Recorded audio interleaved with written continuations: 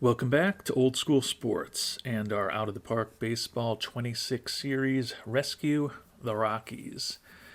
And we are still at the beginning of the 2036 2037 offseason. Did our annual roster review last time around. This episode, we're going to focus on checking in on a few of our former players and also check in on the top prospects in our organization and who may be able to supplement this four-time defending World Series championship roster for the 2037 season. The big decision that we're facing in the early stages of this offseason is what to do with Noah Schultz. He just opted out of the final year at $45 million of his contract, so he is a potential free agent. As we've talked about in previous episodes, he's looking for 5 years, now at about $27 million a year. We've made a couple of offers to him, trying to get him to have a team option in this contract rather than a player option. And although the money he's looking for has come down several $100,000 annually, he's insistent on 5 years with a player option for the fifth season when he's 37 years old. So would love some thoughts from the worldwide scouting department on the reality that we're dealing with. I'd happily give him 3 years or even 4 years with a team option at the end. Tried giving him 5-year deals pretty much with the money he's looking for, but with a team option for the fourth season to give us some optionality.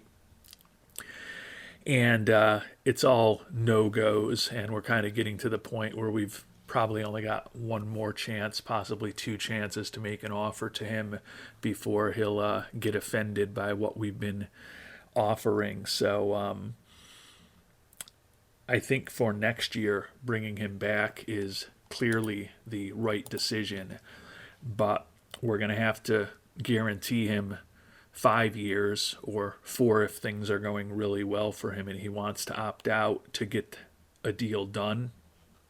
As I talked about in the previous episode, or previous episodes at this point, his stuff and his movement have both started deteriorating really over the last year at this point. He's lost 10 points in stuff, 5 points in movement, still maintaining his velocity and coming off a year when he was 16-10 with a WAR of over 5, still certainly worth $25-30 million a year, whatever we end up paying him. But I am getting increasingly concerned that the third, fourth, and potentially fifth years in the contract that we have to give him to have any chance of locking him up before he hits free agency could come back to haunt us, as he's clearly at the age where his skill level is starting to deteriorate. I still think when all is said and done, I'm inclined to probably give him the 5-year contract with a team option at the end, which is the only structure it looks like he's willing to accept at this point. Probably will be inclined to front load the contract a little bit. We've got a ton of money for this upcoming season, so pay more this year and then have the next few seasons be a bit less money. Still could be a contract that we really regret 3 or 4 years from now. But right now I'm leaning towards bringing him back, but would love to hear from the worldwide scouting department with the reality that we're going to have to give him 5 years with a team option for that final season, whether that would change any of the recommendations on Schultz, which generally have been thus far to bring him back. We've also made a couple of other decisions, or actually more than a couple of other decisions since the last episode. We've made arbitration offers to all 7 of our arbitration eligible players, but we have declined our team options on Luke Little and Cody Schreier. We did accept the team option that we had to bring back the lefty reliever and our former closer, Wellington Herrera, for $5 million next year. So basically have made all of the decisions on the option years that we had to. And as we kind of outlined last episode, given that we like all 7 of the guys who are arbitration eligible this year, and we see a potential spot on our 26-man roster for all of them, did give them all offers. Still not inconceivable that Ted Miller could end up becoming trade bait over the next few months. Although realistically, when I think about the 6 outfielders that we are trying to fit into 5 spots, there is a part of me that thinks maybe we run next year with Miller, Waymont to get another lefty bat, Castro, Pack Jr., and Roberts Jr., and maybe Phil Dingwell is the odd man out and we try to trade him. If we do have all 6 back, presumably Kevin Waymont would be the guy who would end up on the shuttle, the AAA shuttle between Albuquerque and Colorado.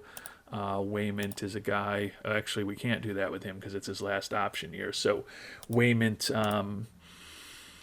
we could also look to trade away, but Waymont's going to have less trade value, unfortunately, than either Ted Miller or Dingwell. So still decisions to ultimately be made about our outfield situation. But at this point, I'm going to still try to bring Ted Miller back on his arbitration deal for his final arbitration eligible season, thinking that potentially we might get better value for him 5-6 weeks from now during the winter meetings than we would if we tried to deal him right now, potentially. So with you updated on the few things I've done and my latest thinking, we'll turn our attention now to some of our former players. Adile Amador, a longtime infielder for us, just hit .227 with 5 homers and 38 ribbies for the A's this year. 86 WRC plus, was still 2 wins above replacement. Still a versatile defensive player who does draw a lot of walks. 59 walks in just 116 games, and his on-base percentage was over 100 points higher than his batting average. But he's wrecked physically, making pretty good money. Think it's okay we moved on from him. Jordan Contreras, we traded him away a few years ago. The Nationals somehow decided to let him go shortly thereafterwards in the Rule 5 draft to the Cubs. And he's looking more like a 4th or 5th outfield type. Hit .273 with 16 doubles and 256 at-bats for the Cubs this year. So he was an above-average offensive player with a WAR of about 1.7. Did steal 31 bases in his very limited playing time. A good, solid major league player. But P. Vitty never developed into the superstar we thought he might when he was a prime IAFA target of ours. Gus Nieves, moving on from him, feel kind of better by the day on that decision. Hit .232 with 24 homers and 75 ribbies for the Padres this year. Basically was a league average offensive player and slightly below replacement level when you account for his poor defense and the fact that he spends a lot of time at DH. So with 51 home runs and 149 ribbies in the 2 years since he left us, he hit 51 home runs for us as a rookie when he was in the prime of his career, and he had 139 ribbies in his second to last year in Colorado. So has basically been slightly more productive than that in terms of the power numbers over these last 2 years combined. Definitely the downward trend in terms of his production seems to be continuing, and at this point the Padres have him locked up for another 2 years at $41.5 million, which they're probably regretting a bit at this point, given that he doesn't give them a lot of versatility with his poor range, lack of speed. Nieves, I imagine, would have been more productive if we had kept him in Colorado, but we've won World Series in each of the 2 years since he left us, so there's certainly no second guessing on my end. Catcher Drew Romo, we faced off against him in the World Series with the White Sox for a 4th straight year this year. hit 234, 9 homers, 46 ribbies, 2 wins above replacement, which is kind of the level he's settled into since he left us, driven by his good defense. Dean West, who we traded away in a package to bring Anthony Pack Jr. on as our center fielder. Pretty productive since we let him go. Another 3-WAR season for him in Washington. Hit 233, but did have 18 doubles, 6 triples, 12 homers, stole 30 bases, and is still a pretty good defensive center fielder. Marcelo Meyer, kind of nearing the end. He hit a .194 in 372 at-bats for the Giants, wrecked physically, and he is still signed for 3 more seasons. So that's a contract that doesn't look like it's going to age particularly well for the Giants. Still solid defensively, still has decent speed with 21 steals this year, but the contact and the power are below average, and he's likely to spend a fair amount of time on the IL. And Colt Keith actually retired earlier today. He played 2,035 in Kansas City, where he hit 234, and he never found a permanent job this year. He was with the Twins organization, the Giants organization, the Padres organization this year. Never made it up to the majors, and as I noted, Mr. Keith just retired today. Taking a look at a couple of our former pitchers, Andrew Painter, who we traded away right before the trade deadline this year, went 2-4 with an ERA of over 5 for Baltimore. Was a win above replacement for them, so certainly pitched better for them than he had for us, at least in terms of some of the more advanced metrics, but not all of them, I guess, with his Sierra being a little higher for Baltimore than it was in Colorado. But he's still locked up for another 3 seasons with the young starting pitching prospects that we have in the organization. Felt it made sense to get that contract off our books, even though we certainly could have afforded it and potentially open up a spot for some youngsters. Ryan Kerkering, obviously front and center with his exploits in the final game of the Phillies and Dodger series. In this world, he's been a good reliever for many years. The 35-year-old was 6-3 for the Dodgers this year with a 3.41 ERA, close to a win above replacement level, but he's getting paid very handsomely for that performance. That big contract that he signed with Detroit when he left us was part of the reason we moved on from him. Just couldn't really justify that contract at the time. We'll turn our attention now to some players who are not former Rockies, but who various members of the worldwide scouting department have, in some cases, hoped would be future Rockies in recent drafts and international amateur free agent periods. Sticking with the pitchers, Matt Stream, who was a supplemental first-round pick 5 years ago at this point, still listed as the number 87 prospect in baseball, but made only 1 start this year, tore his rotator cuff, got the win, pitched 5 2/3 innings while striking out 7 in AAA Norfolk for the Orioles organization. But he's already fragile physically. He'll be 24 years old by the time next season starts. Still looks like he could be a pretty good major league pitcher if he can reach his full potential. But we are getting to the point where he's got a lot of untapped potential, and he's headed right into his mid-20s at this point. So whether he'll reach that is uncertain. Mark Almquist is a guy we've looked at in each of the last 2 drafts. He went unsigned a year ago. After he was a first-round pick, dropped to the second round this year, where he was picked up by the Guardians organization, pitched 4 games in AAA for them, 1-1 with a ugly 8.31 ERA for the Columbus Clippers. Almquist still looks like he could be a pretty solid major league pitcher. Would imagine they'll be thinking about getting the number 33 prospect in baseball into the development lab. Interesting that a guy who was picked 43rd in the draft this year is listed as the number 33 prospect in baseball, so potentially some decent value there for the Cleveland organization.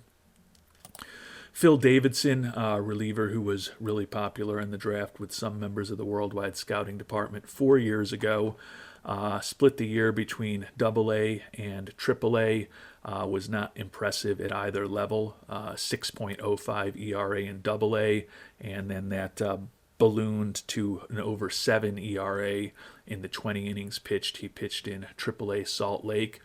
Was above replacement level in both levels, but he'll be 23 years old before next season starts. The control for him was a concern that we had, and still hasn't made too much progress on that, walking 26 batters in less than 40 innings in the minors this year. Sergio Alvarado, IAFA signing way back in 2037, split the year between AAA Indianapolis and the majors with the Pirates, 2-1 with a 5.29 ERA for the Pirates. A pretty good, solid major league pitcher. Definitely some personality quirks. Don't love that he's fragile, but he is developed into a respectable major league pitcher, despite the fact that he wasn't at his finest this year. Sam Call, 20-year-old with that incredible control, very good movement, and awful stuff profile.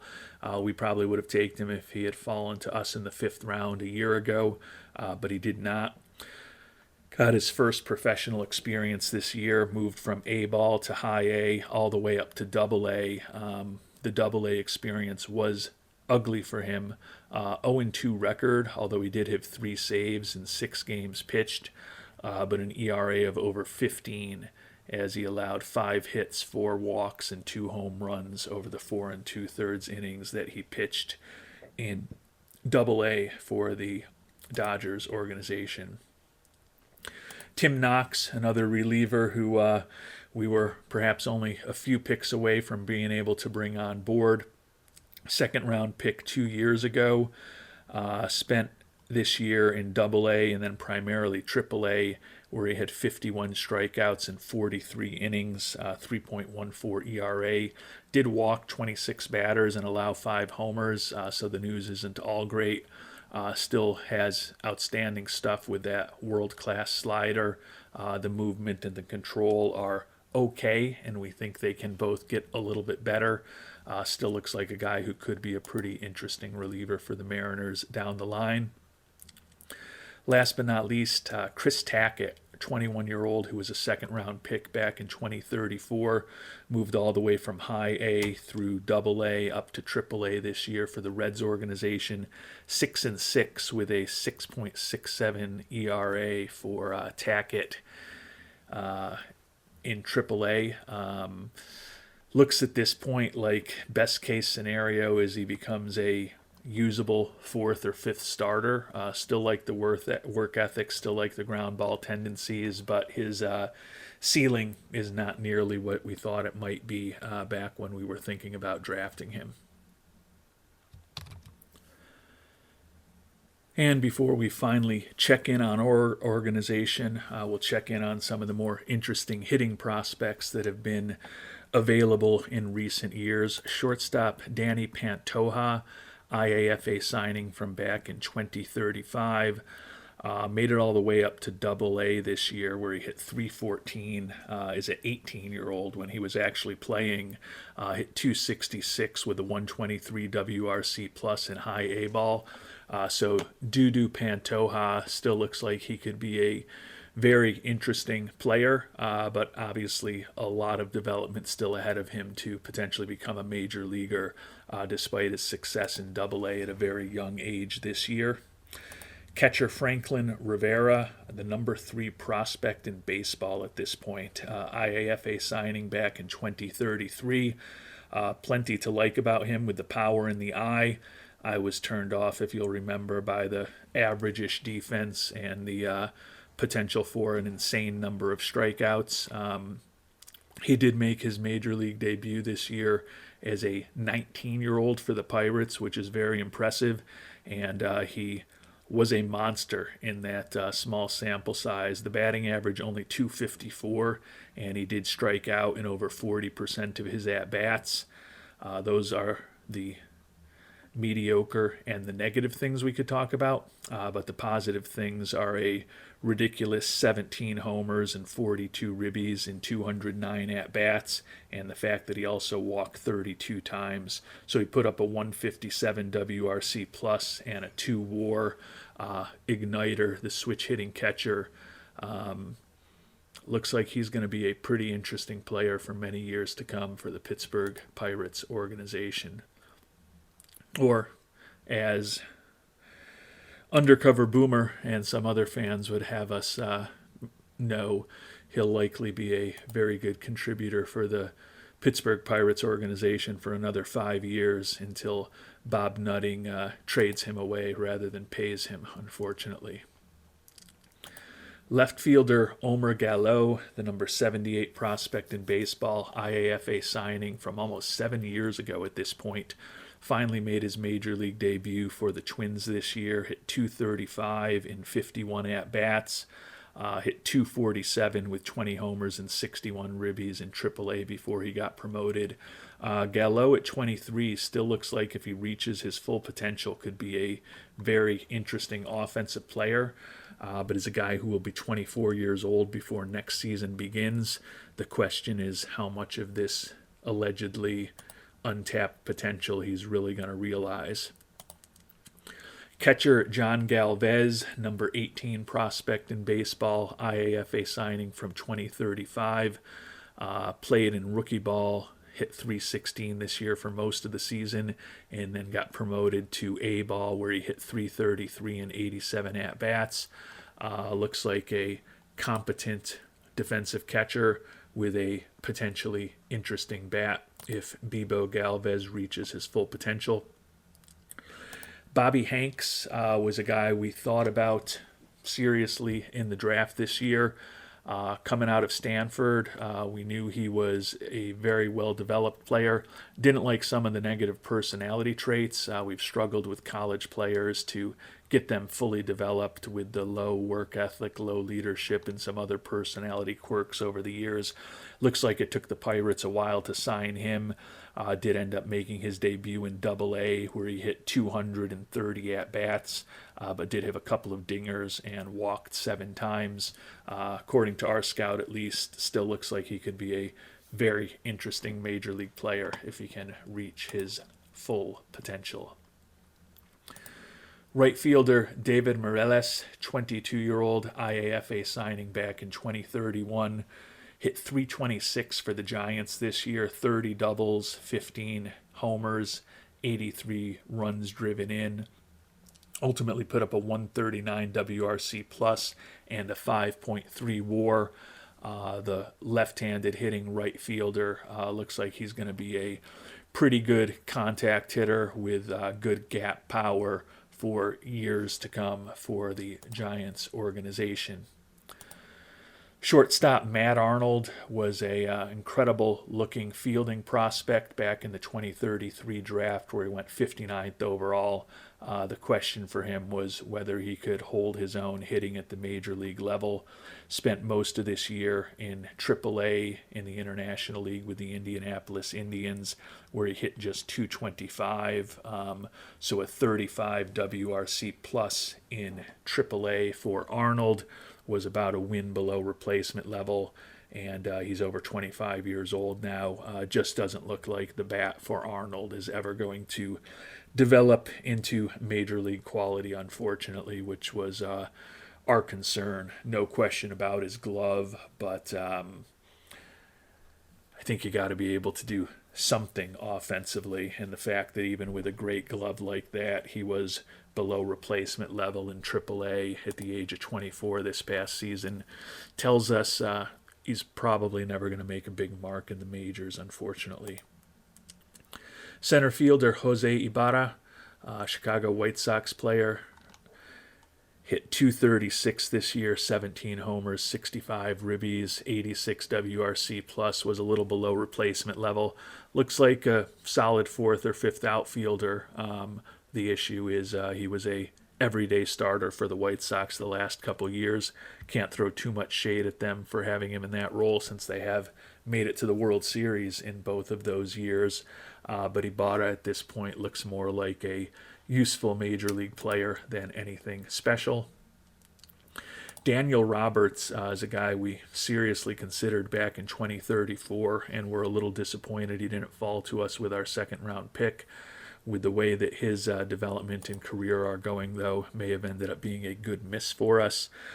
Spent this year between high A, and double A. Hit just 238 in 101 at-bats, and double A was basically a replacement level player. Really good speed, pretty good infield glove. The question with him is ultimately going to be his bat. Still think that the gap power could be outstanding, but the home run power below average. He's not going to walk much, and still a question how good of a contact hitter he's going to be. He also is fragile in terms of his injury proneness at this point. Last but not least, Brad Simons, second round pick out of the University of Nevada. Back in 2034, we were intrigued by his glove, his personality, his speed. We were turned off by the lack of contact and the potential strikeouts.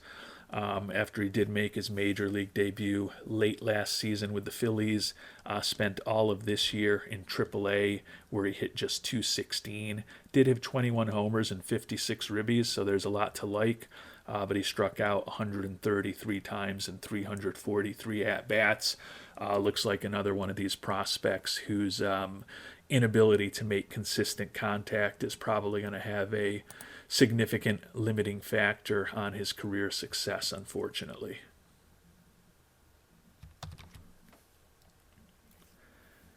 And before we take a look at the top prospects in our organization, we'll give you a preview of what we're planning on doing in the development lab this year.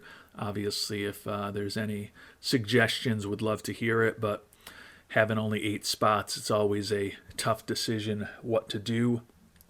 Johnny Castillo, the young third baseman who made his major league debut at the end of the year and had a successful bat speed program a year ago.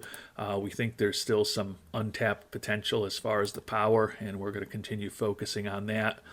Leo Martinez, who we think could win a third straight Cy Young Award in a few weeks, going to work out endurance training. His stamina has regressed a little bit, so we'll take a flyer since he's locked up for many years to come. The reliever, Chris Kennedy, going to work on his pitch movement.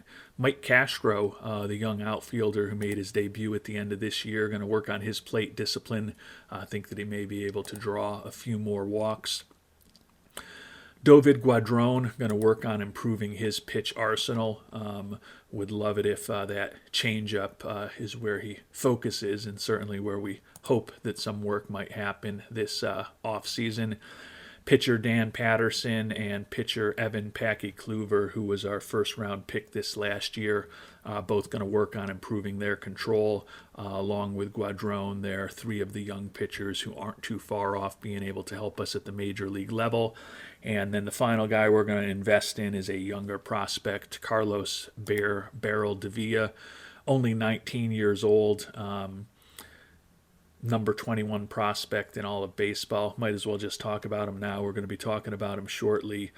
Started this year in A-ball for us, where he hit 325 and 375 at-bats. Promoted him up to high A, where he hit 339 and 165 at-bats.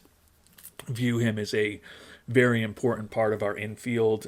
Could be probably less than 2 years away from potentially making a major league debut. Could certainly see him as a September call-up in 2038, maybe earlier, depending on how well he does. He's going to be 20 at the start of next year. Would expect that we'll be starting him in Double A. Haven't promoted him there yet because just doesn't look like he's quite ready to really thrive at that level, but certainly could also say he doesn't have anything to prove in A-ball with a combined WAR of almost 8 between single A and high A this year.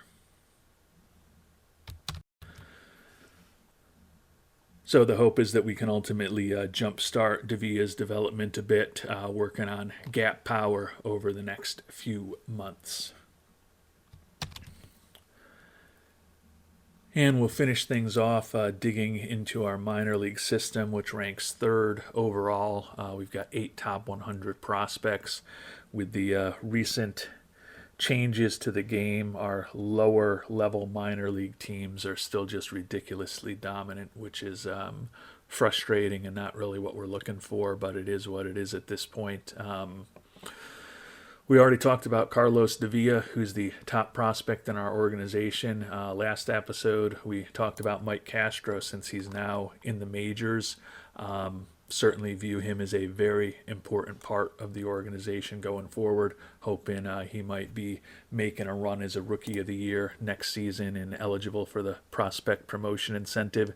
17-year-old shortstop Nils Mensch, who was our IAFA focus this past January, is the number 28 prospect in baseball. He'll likely be making his professional debut in the DSL this upcoming season. Still think that he could be an outstanding prospect when all is said and done.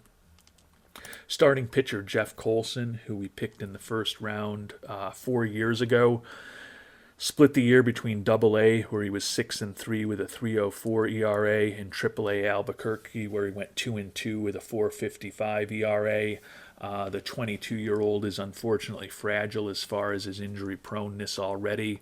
Not too far off being ready for the majors, though, and given that fragility, I think we're probably going to be inclined to bring him up to the majors sometime next year. I think there's only so many bullets he's got to throw in that arm, and once we think he's ready to contribute at the major league level, would rather have him contributing there. Don't think Colson's going to be a superstar, but if he reaches his full potential, certainly looks like a solid third or fourth starter type. Dan Patterson, a former second-round pick, a 23-year-old who's also become fragile as far as his injury proneness. Another guy with a similar profile to Colson. I think you could argue that Colson's got a little more upside at this point. Patterson looks like he could be a solid fourth or fifth starter. Another injury-plagued year for him, unfortunately. Pitched in just 10 games this year. 2-0 with a 4.06 ERA at Triple-A Albuquerque. Not quite ready to thrive at the major league level, but similar to Colson, probably will be up with us sooner rather than later, simply because he's almost 24 years old at this point, and if we're going to get anything out of him before his arm blows up and he needs to miss a season after Tommy John surgery, we'd rather get some value out of him before that almost inevitably happens. So ultimately, we've got 5 prospects among the top 35 in baseball, 3 others who also rank in the top 100. Mike Witherspoon, who we picked in the first round a couple years ago in 2034, still looks like he could develop into a pretty good pitcher if we think about where his ceiling is. A lot of work to get there. He was 6-0 in the ACL with a 1.14 ERA. We then promoted him up to A-ball, where he went 6-1 with a 2.45 ERA. The 20-year-old presumably will be starting next year in high A-ball, and wouldn't be inconceivable to think that he could get to Double-A next year. Kikaku Kawakami, the number 82 prospect in baseball, unfortunately missed most of this year after a torn elbow ligament in mid-June, likely to miss spring training next year. He was 7-3 with a 4.38 ERA, Triple-A this year. Another guy who, best case scenario could be a good third starter, probably at the very least a fourth or fifth starter.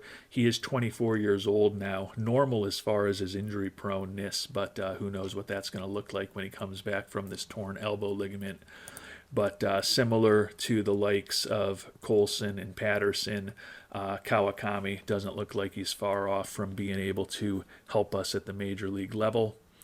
Alan Rancourt, who we picked in the third round this year. I know he was a popular choice with a third round pick by some members of the Worldwide Scouting Department.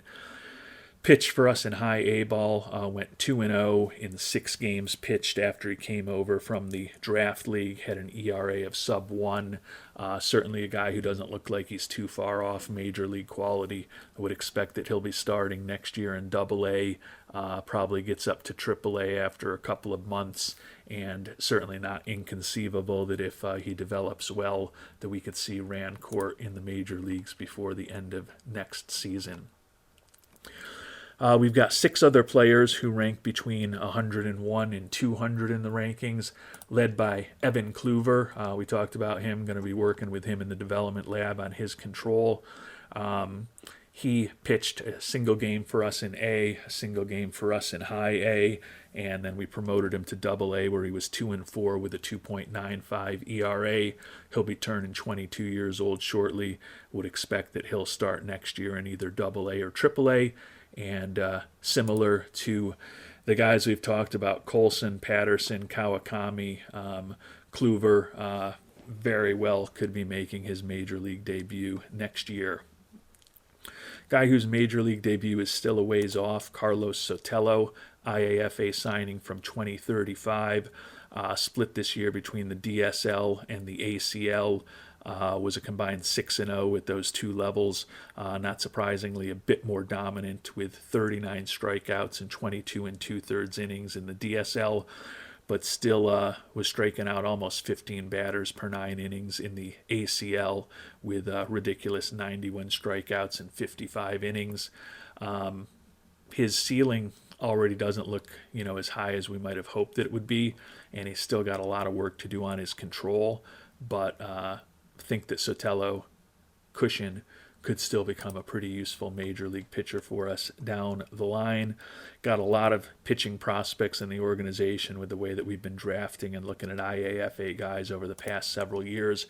Eric Schweitzer, a guy who we picked up in a trade with the White Sox. I believe that was the Drew Romo trade. Yeah, he was the guy that we got back for Drew Romo when we decided Romo was getting too expensive for us.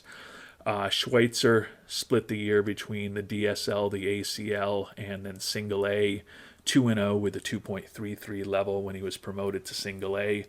Schweitzer still has a very high ceiling for us. Looks like he could be a really interesting reliever down the line.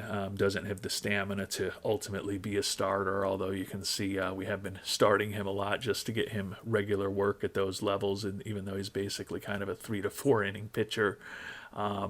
Those fly ball tendencies may ultimately not play incredibly well in Colorado, but Schweitzer could at the very least be very interesting trade bait down the line.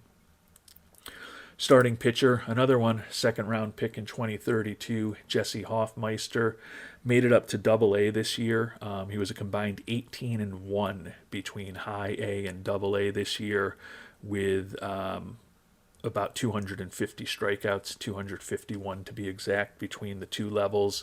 The 23-year-old is fragile physically, still worried with those extreme fly ball tendencies and the lack of movement on his pitches that he's going to give up an insane number of home runs. Ultimately, Hoffmeister might end up being someone we use as trade bait down the line, since we don't think he's necessarily going to play incredibly well in Colorado. But still a potentially valuable asset in the organization. Reliever Melvin Reyes made his debut this year, didn't allow a run over 7 innings pitched in the majors. He will certainly be competing for a spot in our loaded bullpen this upcoming spring. And last but not least, among the top 200 prospects, Joe Burke, 4th round pick from 2034, was 4-1 after we promoted him to A-ball this year with a sub-3 ERA. Honestly, best case scenario for him looks like a 5th starter. He's not even 21 years old and he's already fragile. So no guarantees that he's going to reach his true potential, but still an interesting guy to think about. We'll touch on a couple of the other players. Actually, there's only 6 other guys among our top 20 prospects, so just in terms of giving a full view, we'll talk about everybody this year. Manny Soto is a guy who we picked first a year ago in 2035. 2-0 with a 4.83 ERA, making his professional debut this year as a 18-year-old in the ACL. Still think he could be a pretty solid major league pitcher if he reaches his full potential, which is the question and something I say about all of these guys. Alex Gamez, we're excited to get him in the second round this year. The young shortstop will be making his professional debut next season. Still looks like a potentially very interesting player for us to work on developing. Tev Rumler is a first base corner outfield type, 23 years old, former 7th round pick who has developed pretty well. Combined for 27 homers and 87 ribbies this year between AA Hartford and AAA Albuquerque. Hit over 300 at both levels. Another guy to put in the mix in our first base corner outfield cornucopia that is overflowing right now. So Rumler, potentially another guy, although he's a switch hitter, given his ultimate defensive limitations, could be a guy that we end up using as trade bait in the coming months. Johnny Castillo, talked about him, made his major league debut this year, not listed as a top 200 prospect, but working on him in the development lab, and think that he could be a very important part of our infield, hopefully for many years to come. Right fielder Nicholas Ortiz, a scouting discovery from just about 6 or 7, or I guess a year and a half ago. 2035 scouting discovery, not a 2036 scouting discovery. Hit 387 2 years ago, or the season before this one, or last year, depending on if I could describe that accurately. In the DSL, hit 365 in the DSL this year. I would think we'll probably play the soon-to-be 19-year-old to start next year in the ACL, and then if things go well there, maybe promote him to A-ball. Looks like he could be a pretty good contact hitter. Ultimately not a ton of power, though, not great defensively. Could be somebody that we end up using as trade bait down the line.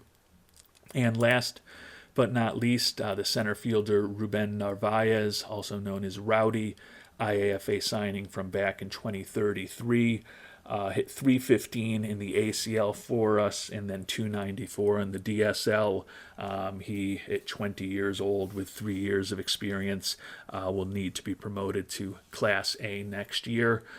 Still looks like a potentially interesting prospect who could have plus home run power, good personality traits, good speed, although his base running instincts are not good, and pretty solid looking defensive outfielder. Don't know that he turns into a superstar like we may have hoped when we picked him up, and still a lot of work to do with his contact, extreme development risk. But if things go well, Narvaez could be an interesting player. Tend to think the way things have gone with his career, will probably end up being a little bit disappointed in what he becomes. Most interesting catching prospect in our organization in terms of some bonus coverage is Elliot Bedford. You may remember we picked him in the 3rd round a couple years ago in 2034. Slightly above average defensively, like the high adaptability and work ethic. He is durable, and the bat looks like it could certainly be usable at the major league level, especially for a catcher. He started this year where he hit a ridiculous 482 in the ACL. We promoted him for 37 games to A-ball where he hit 400, and then at the end of the year kind of found his right level in high A where he hit 273 and 55 at-bats. Was a well above average offensive player at all 3 levels. Don't necessarily think that Elliot Bedford is going to be a superstar, but right now when we think about our catcher position with Mike Gerard and Nate Harris, eventually whichever one of those two ends up being our backup catcher is probably going to get too expensive when he starts getting into deeper into their arbitration years. And Bedford, certainly if he continues developing, looks like a guy who could be a pretty solid backup catcher if down the line we're able to get lucky with him as far as improving his defense behind the plate.